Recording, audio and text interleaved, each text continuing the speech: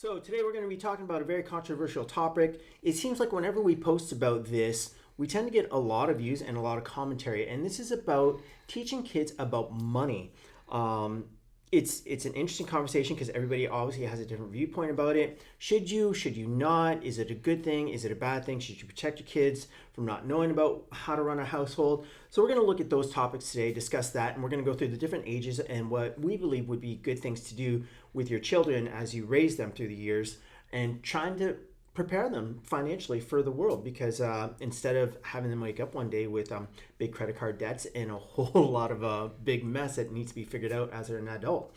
So I believe it's up to the parents to really set their kids up, educate them, teach them about credit cards, interest rates, financing, mortgage loans, car loans, and all that fun stuff. So, Elaine Godfrey, do you got any opening comments and you want to say about this, the controversial we topic? talk about money at my house all the time. So whether you're a friend, family member, whoever, we constantly have conversation about money. But we talked about money all the time when I was a kid growing up. So I was very familiar with budgeting and credit cards, and we had very open dialogue. And I really think I've met people where they don't want their kids to know how much money they make and what their bills are. And hey, that's fine if you're in that camp. But I really think it's important for young people to learn about money. So I have a 7-year-old. He's a smart kid. I'm not just saying that because I'm his mom, but he's a very intelligent young man, and he keeps me on my toes. We talk about money all the time. So I'll bring him to the grocery store.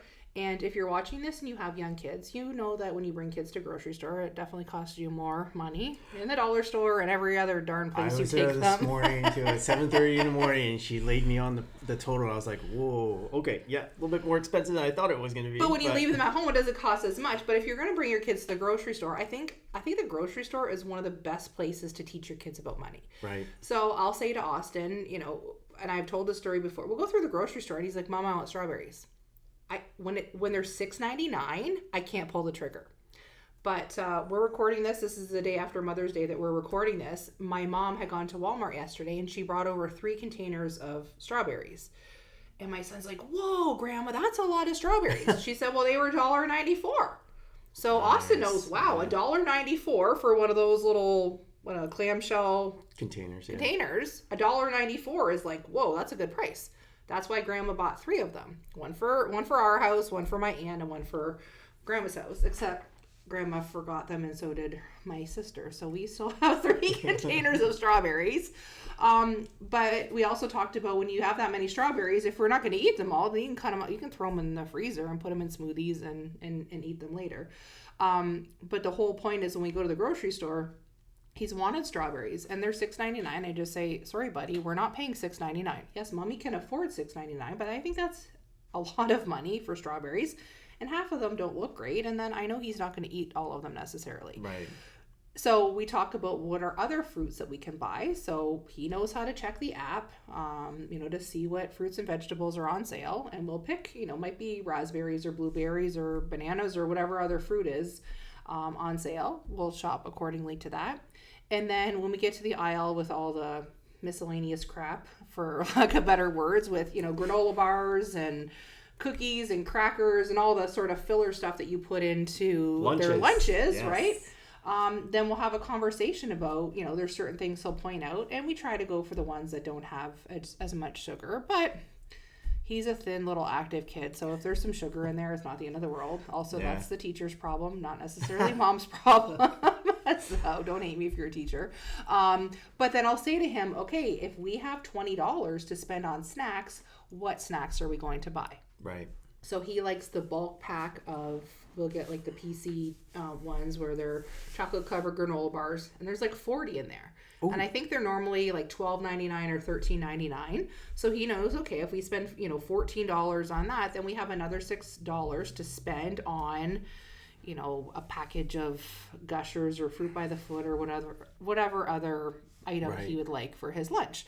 But that's a really simple way for a 7-year-old to say, okay, he knows basic addition. He knows multiplication and division as well, too. But the whole point is, if we have $20, what can we buy for $20? And how many lunches will that cover? So you don't have to have big, elaborate conversations with your kids about money. But I think a grocery store is a really good place, because you're going to be in the grocery store for, half an hour or so. Right. You can just point out little things. And over time, it's something you have to do with consistency. I think gamifying the experience too in some way. Like that's what I'll do with my girls. Sometimes we'll go to the grocery stores and we'll take a look at how many liters of whatever it is, how much of the content are you actually getting for the price that you're paying. Then we'll do a comparative thing with another brand, like right alongside, that might not be on sale. Say, okay, this one's like $2 more, but are you getting more? Is it worth it, right? That's smart. So just having them analyze, like, critically about, is it worth it to pay a little bit more if you're going to get double the amount, or I gotcha. You're not you're not doing like a no-name brand versus like a generic brand. No, it's not brands. It's more just like the contents. Like, cause, like perfect example is yogurt. Some of the containers are only 650 milliliters, I think it is, and some of them are 750. Right. And it's only like 50-cent difference. So you're getting 100 milliliters more. Right. Just showing them that comparatively when they shop, so they're kind of like analyzing things and looking at like how much they're getting for what they're paying for. Right. So, and if it's on sale, then it's like it's worth it, right? Yeah, and most of the times it'll tell you right on the label, here's how much you're paying per milligram or milliliter, so you can compare. Like my son will compare like the cost of cheese. Or the other thing we'll talk about is if there's something on sale, we'll purchase more of it if it's something that's not going to go bad. Go bad. So he likes veggie straws. He likes those little mini Rice Crisps. Well, if they're $3.99, we're not necessarily going to buy them. But if they're 2 for $3, so he's starting to realize, okay, that is a good price, Mom. Then we'll get 2 and we'll buy in bulk. So it doesn't have to be a big, lengthy ordeal. Yeah. It's just little things to point out. Again, he's 7, so it's going to be a while before he's going and doing grocery shopping for a family. But it's teaching those little things along the way. Yeah, because I think they remember that. Like I remember going grocery shopping when I was a kid and trying to look for the best deals on things and. Yeah, and then comparing like different brands and stuff. So no name brands as compared to name brands and what the actual differences are. Yeah. The other thing I think is talking about inflation. So if you ask my son, what do you call it when the price of something has gone up over time? He knows it's inflation. And how he learned that was last year. I had taken him to McDonald's and he said, "Oh, Mom, look, you can get a sundae for $1.99. I said, yeah, and then they're going to get me hooked. I said, to me, that's a scam because I like McDonald's ice cream. I said, those used to be 99 cents when Mommy was a kid. And then you used to get the peanuts with them too. The hot fudge sundaes. Anymore. I know. They took away the peanuts. Before they used to have them as a separate. I said, but let's go look when we get up there. It'll tell you what the regular price is. You know what a regular sundae is at McDonald's now? And they're like $5. $4.49. Yeah. Like what the heck? Those used to be 99 cents. And then we got into this whole discussion because the McDonald's we went to is about 20 minutes away from our house. And I said, when Mommy was in grade 8, there was a McDonald's not too far from my school.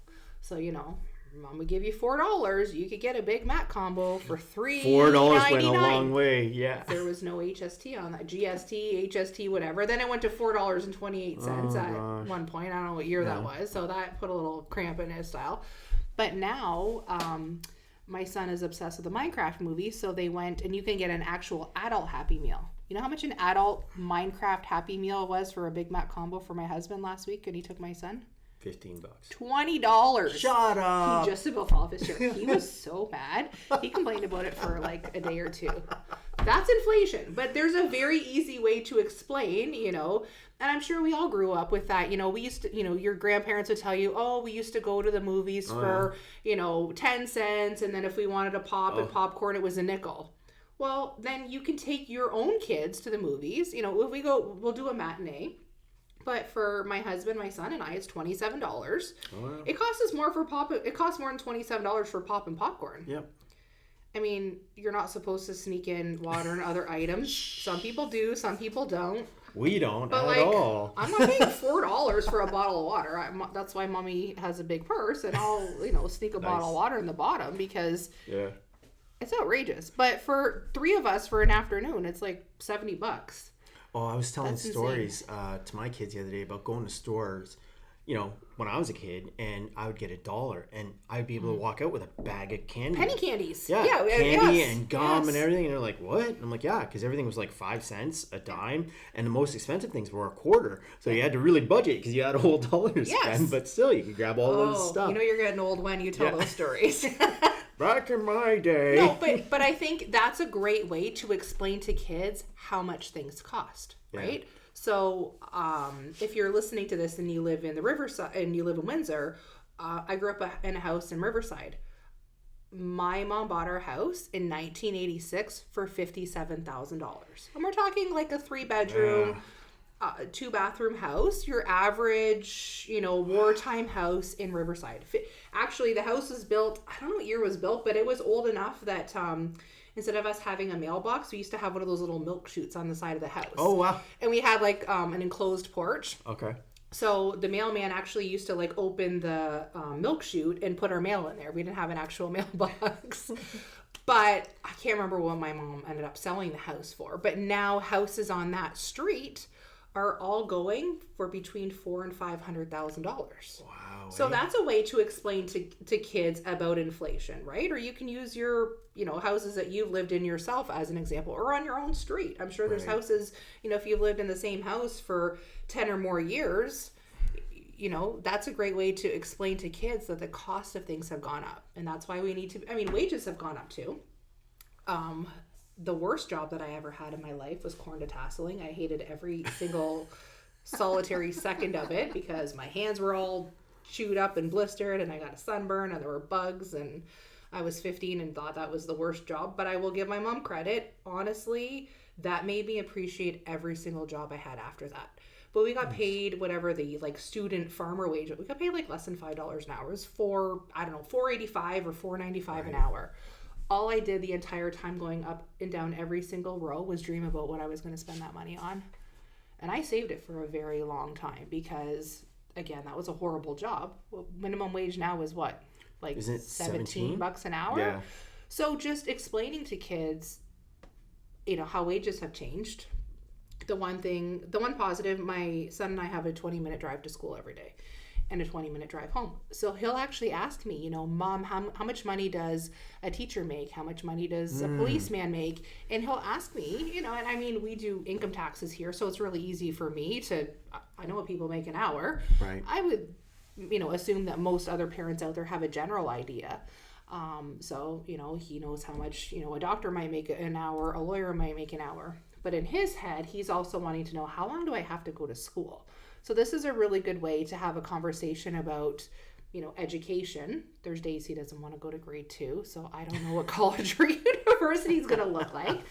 But there's a lot of great conversations you can have with your kids. Just, as you're driving in the car, if you see a billboard for, an advertisement for food and the cost, you can bring up, just chat about how much things cost. I think it's important to have that conversation with kids, and I think it's important to speak to your kids as if they understand you.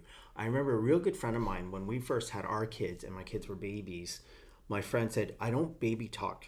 I never baby talked to my kids when they were young. It was never a goo goo gaga type thing. Yeah. I would look at them, and even though they were babies, I would say, do you want some milk?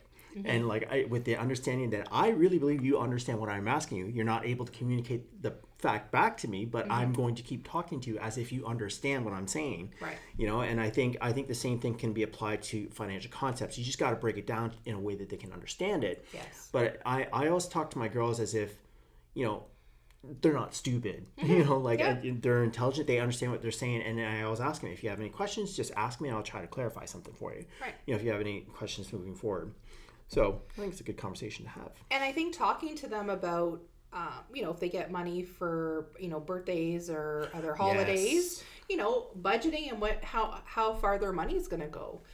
Kids can get a small allowance or do things around the house to help. And we say, at our house, we have a little check sheet that, it's, Austin brushes teeth before school without being asked. Nice. Right? Because, I can remind him and then he runs off and he checks it, but we're trying to ingrain these habits. Right. And then he brushes his teeth before bed without being asked, so that it becomes more routine. We just did the basic, brushes the teeth before and after school. We've kind of upped it a little bit just to make it a little, a little less Yeah. managing that I have to do on my own. Putting your clothes in the dirty clothes basket. He gets a check mark. He's like his mom. He likes to check off everything on his to-do list. So you find what motivates kids. And then you say, okay, after you get X number of check marks, then you can have, a little treat at the dollar store. Or after he gets so many, then he's obsessed with Lego, a little Lego minifigure that he's been asking for. Nice. So we have a talking point about giving your kids a $20 budget to spend on like maybe school snacks. What are your thoughts on that? Well, you're going to spend the money anyway, right? You got to feed your kids. So I think the key is then you give them some freedom where they can make the choice. So they can choose what they're going to be eating. Some of the things that my son chooses for his lunch are not, when I was 7 years old, I would have wanted the stuff that rots my teeth too. Yeah. But I think it's good because you give them some choice, and it also gets them thinking about, okay, how much money do I have to spend? So and how far can it go? Yeah, it works. It works well for our household. I mean, but I only have the one, so I can imagine you go into a grocery store with your two girls, what that might turn into. But it's cool to have those conversations and to give them the money to actually buy stuff on their own. My girls just recently did track and field, cross country, and at the cross country there was a stand that was selling like popcorn and cookies and pizza and all that stuff. Yeah. So I gave each of my girls a sum of money and said, okay, now you got to figure out, because we're not going to be here. This is how much you have to spend. Go check out the prices on what's available. Get what you want to get, but you can only spend X amount of money. And what was really cool is that my youngest ended up buying stuff for my oldest daughter, saying, I thought that she would like this. So she actually spent some of her money that I gave her to buy stuff for her older sister, which was really nice. But it's that independent thought. It's that critical thinking. They're standing in line. They're looking at the price board of what things cost, and they're going, okay, I only have $7 left.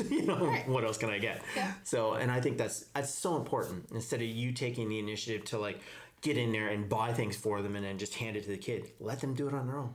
Exactly. Let them figure it out. Yeah. And then when the person behind the thing goes, you don't have enough money, then that's what you count on. Yeah, there you go. Nice. So, all right, let's see. Teaching them about buying in bulk when things are on sale. Yeah, we have those conversations all the time where, we had those little mini rice cakes. He likes those flavored ones. Yeah. And we're not going to buy them when they're $3.99 or more. But hey, if they're two for $3, then that's a sale. That's a good price. Let's buy those. Do you have a Costco membership? We do have a Costco membership. What are your thoughts on Costco? I love Costco.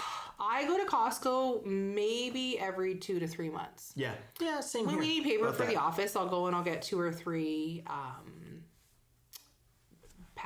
big packs of paper. Right. Costco can be a very dangerous place because nobody needs a lot of the items that they sell in bulk. Like it needs as much as, but we'll buy like paper towels there. We'll buy toilet paper. We have a few like go-to items, but we don't go crazy. We're not off the rails. There are people that I know, they go shop there every week and that's like their place to do their grocery shopping. Yeah. That can be dangerous. Also, bringing a kid to Costco is a horrible idea because every time, I think Austin's been in there maybe 3 times in his entire life. And I always walk out with something like a $40, $50 Lego kit or something. And I also tell him, I will say this, I always preface every trip into a store by saying, we don't necessarily have to buy something in this store. Like, right. I think he thinks in his head, I don't know what you were like as a kid, but my end game was always like, I'm getting something out of those, the gumball machines we put a quarter in. I would bug the crap out of my mom the entire time. She'd be like, if you're good, you can get one. And then we'd be leaving. She's like, I can't find a quarter. I'm like, I know you have a damn quarter in your wallet. How times have changed. So thankfully they don't have those money grabbers anymore at the stores. I haven't seen one of those in a long time. But however, with you talking about that, it just made me think, I'd rather spend that quarter. It's true, the quarter's cheaper, yes. Here's a quarter. And I'll say, I'll tell him, you're not getting anything in the store. And he will be mad and he will be miserable. I'm like, too bad. You know what? I turned out just fine with my mom telling me no a lot. So I also think it's okay to say no to your kids too and set the expectation before you're going. Like, we're just running in to get this and this. We are not getting anything else, especially if you've already been running a few errands and they've come in. Costco's one of those places where it's like, okay, if there is something that we can find that is $20 or less, I think it's just setting their expectations. Right. It's hard to find stuff in Costco that's $20 or less, Yeah. just so you know. But it could be he likes veggie straws. It could be a big bag of veggie straws. It could be, you know, a healthy snack. We It love could be. the concession stands. Honestly, like I've never gotten anything from there before. Oh my ever. god, I take like so. It's funny. Ever since Adele, my oldest, was maybe 3 years old, the Costco trip was our thing. So I would go shopping with her and bring her, and we would always get the Polish sausage. So every time we go, we always get a Polish sausage, and it's just our thing. Like it's a trip to Costco and getting a Polish sausage. But it's expanded, like so now we'll get like the ice cream. I don't know if you ever bought ice cream there. No. Like it's like $1.50 or like even $2, but it's this massive container that can literally like feed like 3 people. That would explain why there's always so many people. I'm like, by the time I've been in line, I put my groceries up, and I've gotten the heart attack. You know, oh, you owe us whatever it is, $400 or $500. Yeah. So that's usually the average spend when I go in every 2 or 3 months. And I'm like, get me out of this place because I gotta, you know, play Frogger in the parking lot to get to my car and load it up and get out of there. So I've never gotten any food ever at Costco. We always go and grab something to eat afterwards, and I think it's $1.25 for a hot dog or like a Polish sausage with a drink. Oh, so it's like that's inexpensive. It's super cheap. Huh. So we also just like we'll go shopping, and then we'll go and chill out for like 20 minutes and just have something to eat. Huh, So. interesting. Okay, I'll check that out maybe. I was talking to somebody too, actually, and about how it used to be once upon a time, us Canadians would jump the border, go across, jump into the States and go shopping over there. Like we had a Sam's Club membership, we had a Costco membership, and it was just great to go over there. And now I'm thinking, man, it's just so cheap for the Americans to come over here. Oh, huge. My God, with the exchange of what it is, if they come over here, they could just load up at Costco like you wouldn't believe and take it back and save a bucket load of money. Yeah, absolutely. All right, so you want to dive into money, spend, save, give? I think that's a good way to approach it. Yeah, I do know a few people. We haven't done this yet in our house. We're just getting the handle on just the spending and the saving when you get money. But I know a few parents that will say, okay, I think when their kids get a little bit older and have a little bit more understanding is, if you've earn money, doing some chores, or, grandma or grandpa give you some money or whatever the case may be, then you get to spend a little bit. Some of it goes into savings and some of it you may give to a charity. So that's something that I think over the next little bit I want to incorporate with my son, because he's starting to understand a little bit more. Again, he's 7. He lives in a little bit of a bubble. He understands that, some kids go to school and they don't necessarily get to eat breakfast because, their moms or dads can't afford to buy bread and different things. So trying to slowly teach him about how we can help other people in the community is important. So I don't want to put too much heaviness on him. Again, he's 7. Yeah. So we got to find that age and that balance as to when we do that. So that's definitely on the list of things that I'm going to I have some friends that do that, actually. They have an allowance that they give to their kids, and it's divided that way. So you have X amount to spend, X amount to save, because it's important to save, retirement, right? Yep. And then X amount to give to a charity that they like. And they are big supporters of the Humane Society because they love animals. So I think that's a great approach. We haven't quite got there yet either with the whole spend, save, give thing, but I think it's coming. My girls love animals as well, so probably Humane Society will be something that we end up supporting eventually, which would be really good. Absolutely. So, and then, okay, let's talk about setting a goal and tracking their progress together. So I'll start with that one because there was a time where my oldest daughter wanted one of those, I can't even think of the name of it. It's got the 2 wheels and you stand on it. Like a scooter? No, not the scooter. It doesn't have a handle. It's just it's is it called a Segway? Similar, but there's no handle to hold on to. I would break my damn neck. Oh yeah, I me wouldn't too. even think. Yeah, she asked me if I wanted to try. I'm like, no, I'll fall on my head for sure, and like it's not going to be good. And then the older you get, the longer it takes to recover, right? No, so I'm like, thanks. forget it. Yeah. But she wanted one of those, and I looked at her and I told her, I said, you figure out a way to, because it wasn't cheap. It was like almost $200. Oh. And I said, you figure out how to get X amount, and then I'll pay the half. Okay. Like as an appreciation for you working hard to get the amount. And it took her a little bit over a year, I think it was. Oh, but that's like, some dedication though. Yeah, Good for her. Just it's what she wanted, and it was birthday presents and like different things that she had gotten money for, and then she had earn some money too, doing some stuff around the house. Yeah. And she managed to get half, and we had a conversation about it, and we looked, and we actually got one on Prime Day on sale, which helped. But I covered half. I said, I'll meet you halfway. You get as much, and then and we'll get it. And she ended up getting it. And it's that whole thing about, the pride in being able to work for something. Yes, absolutely. And get it, and it wasn't handed for free. It was like, oh, I had to actually do something to attain this. And it's that feeling of self-worth, I think, Yeah, and I think today we wanted to talk about how do you talk to your kids about money that are in that 6 to 7 year old range, Yes. kind of on the low end age to 13, 14 before they're really starting to go get a part-time job where somebody's actually paying them, right?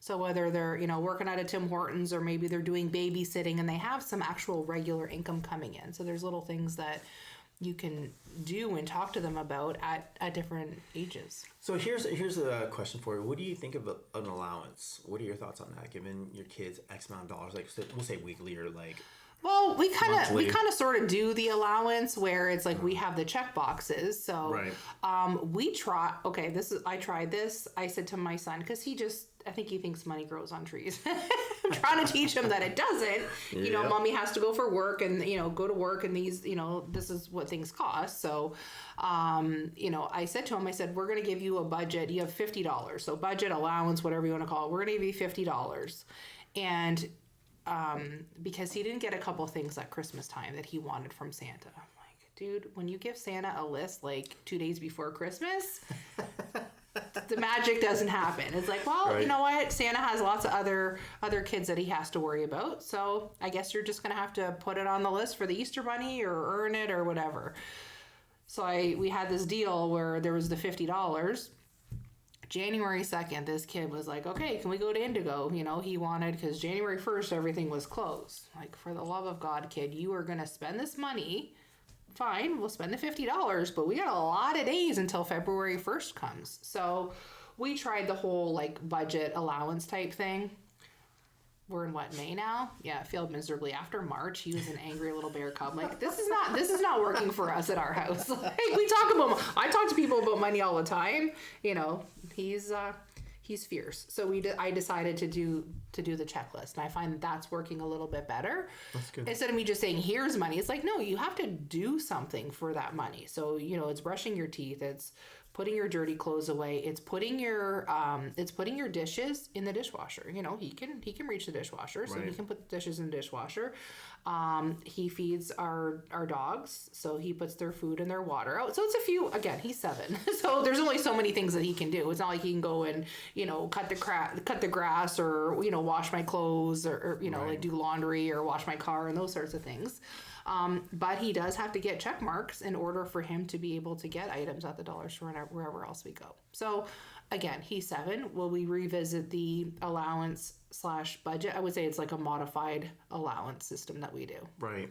I think the most important thing, especially with kids being that young, 7, is the conversation. Just to keep talking about it and make sure it's gamify it in some way, make it more fun, drop it down to a level that they can understand. Mm-hmm. I think it's wise. I think it's just so important for kids to be aware of money. With my kids, it's like, can't you just use your card? Yeah, I can. See, but yeah. I can, but I'm like, I gotta pay it back, Right. So that's the way it works. Because I don't use cash at all. I don't pay cash for anything. I'm always just using my credit card for everything. Yeah. But I'm one of those guys that doesn't carry a balance on my credit card. Right. I pay it off every month, and then collect the PC Optimum points on it. Right. Me too. Yeah. That's the way I work. Yeah, and I think the key is just letting them know too. Yes, they don't get something every time they do something. Yeah. If it's like, okay, you ask them to help clear the table or little things, at first it's like, well, what do I get? How about you get to live in this house and you get to have food in your belly and a roof over your head? Yes. Because sometimes, I'm a pretty easygoing, laid back person, but I'm like, for real? You know what? I spent an hour cooking this dinner. You can put a couple things back in the fridge, right? So it's not always about the money. It's it's teaching them some responsibility too, and teaching them manners. And I just say Yes. thank you very much, Austin, for helping me clear the table. I really appreciate it. Or setting the table. He's 7. He can set the table. He can put out the placemats. He can put out the forks and Right. knives. And so it's not all about they do something and they get money.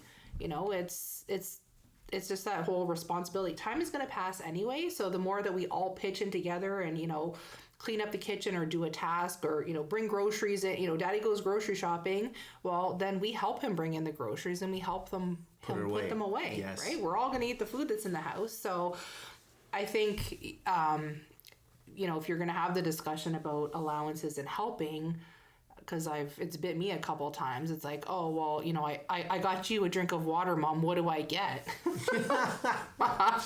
Hey, you do things I can pull out the nice guilty, I shared my food with you for 9 months when you were in my belly. I'm like, how about you get a big thank you and a hug? Like, I appreciate it. You were up. Yeah.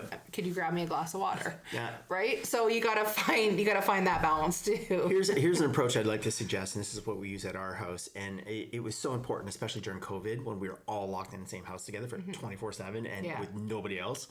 It's a team effort. Yes. It is a team effort. You are part of Team Bacaro. We all have to pull our weight, and we ask for help when we need it, right? So, like, ever since my kids were young, I'm talking probably like five-ish, like they like I'll fold their laundry, but they put their own laundry away. And then like just recently we've been doing like the cleaning the table thing, starting to do dishes.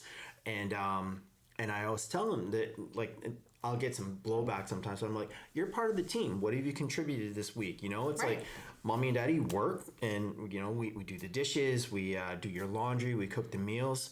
And I don't think it's too much to ask, if you want to keep this team going, you got to contribute. So put the dishes away, wash the dishes, like wipe the table off. Empty out your backpack, little things. So that is our rule. As soon as you come home, you got to empty out your lunch, because we've had the weekends where their lunches were empty. Yeah. And then you get a nice surprise on Monday morning. Yeah, it's like it takes 5 minutes, right? But that's 5 minutes that you could be doing something else because they're doing, and you're just teaching that responsibility. Yeah. So whether it's small tasks that they can do or money, and some of those things are going to be synonymous, and it's going to be a teachable moment. Yeah. For both responsibility and money. And it's a team thing. And so I mean, like this really hit hard when it was the COVID thing, and like we were just like I'm sure a lot of families went through this. Like it's hard sharing a space with the same 4 people for months on end and not being able to go anywhere or see anybody. Yeah.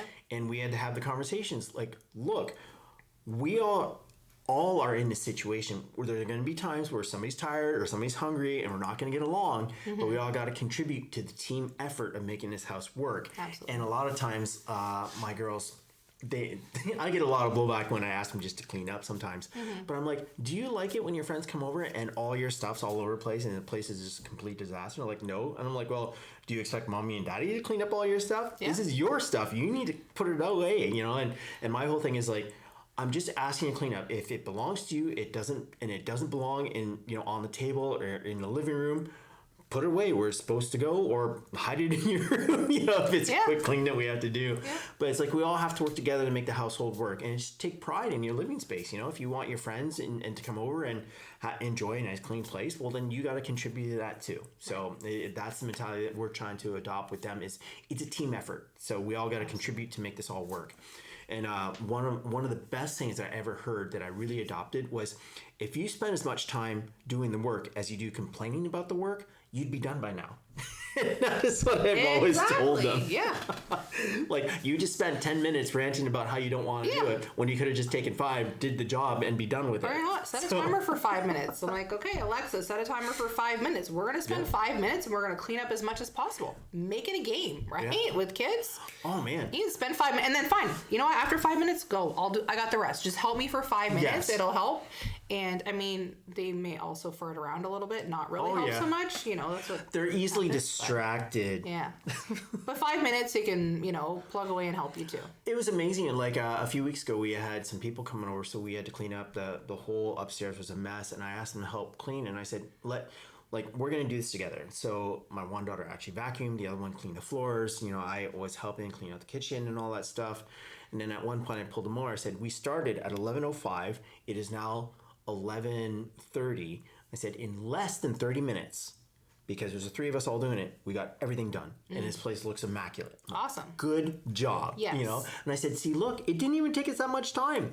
less than 30 minutes and we're done. Now you can go and play for the rest of the And you want to afternoon. give them that It's all praise good. because if they have that pride, it's like it's a little bit easier Yeah. the next time, right? Yeah, so- I overdo it with the praise. I'm sure it's like, wow, thank you so much. That's so amazing. Or you know, like Austin will bring me a glass of water. So I'm like, oh, you put ice in it too. Thank you so much. You were so. That's very because thoughtful. he loves that. It makes him feel good. So like the next time you ask him to do something, he's a little more apt to do it. So Right. I lay it on super thick, and I'll tell him like, you have amazing manners. Like my mom taught me young. Good manners will get great. you so far in life, and it really will. Yeah. So I've really drilled that into his head. Well, there was a saying from Al Capone, I think it was, you'll get farther in life with a smile than you will with a gun. Each of them will get you progress in some way. Sure, but yeah. But yeah, you'll get further with a smile than you will with a gun. So There you go. all right, so we want to wrap this one up. This was just basically some tips that you can use if you have very young children and you're trying to introduce them or teach them about the concepts of money. Hopefully we offer you some guidance. Again, as always, if you have any questions, comments, or concerns or ideas on how, things you'd like to share on how you do stuff and how you talk to your kids about money, we'd love to hear from you. Put it in the comments. We'd love to share these ideas around and hopefully get the concept of money not to be such a taboo thing to talk about. And that's one thing that I've always appreciated about you is how you would tell stories about how your family had no problem sitting around a table and talking about money, discussing stuff. It wasn't like that in my family. Like we never discussed investments. It was always that kind of like taboo thing to bring it up about like how much people were making or like investment. I had no idea what investments was till I was probably in my Our 20s. next podcast Yeah. that we're going to talk about for kids that are like 14 to 22, where they're doing part-time jobs and they're getting ready to worry about buying cars, Yeah. and we're going to delve into that a lot deeper. So Yeah, because I was like investments, compound interest. I'm like, what's all that? So I appreciated the fact that you grew up around a family and like at the dinner table talking about these concepts, and it's not going to be foreign to your son as he's growing up, and it's not going to be foreign to my girls as they're growing up, and then they won't get this big life lesson like, oh my god. Yeah. So all right, any parting thoughts before we close this one okay, out? one last thing I want to say is I just thought of this while you were talking about the conversations. So Warren Buffett always says, if you want to teach your kids about tax, take a bite of their ice cream before you give it to them. Oh, that's man. So my husband, Terry, I don't know if he's going to watch this podcast, but like he'll get Austin something and he'll like take a bite of his ice cream. He'll give him an ice cream sandwich. He's like, dad tax. The funny thing though is if Austin like will bring Terry chips or something, Austin will take a few back and be like, Austin tax, and gives it back to him. But I really like that concept, what Warren Buffett says, because it's true, right? You make a paycheck. Well, you got to give a little bit for Yes. taxes. You got to pay the government and you get to keep what's left. So he's 7. Again, these concepts can be super simple, but like he knows what the dad tax is, which then we've equated to him, then we have to pay taxes so that teachers can be paid, so that police officers can keep our community safe, so that roads can be built, etc. That's how Right. we've taught him a little bit about taxes and government. Personally, I don't touch his food. That's my husband's thing. But anyway, you can see how that one goes at your house if you want to try that, and then let us know in the comments if there's World War III at your house after that one or not. I love that idea, but I don't think my girls would like it too much. Try it out. We'll talk about it on our next podcast. All right, so we'll catch you on the next podcast. Hopefully this has given you some guidance on how to talk to your kids. Have a great day. We'll catch you next time. All right, in 3, 2, 1, and... That was funny. I don't know what that was.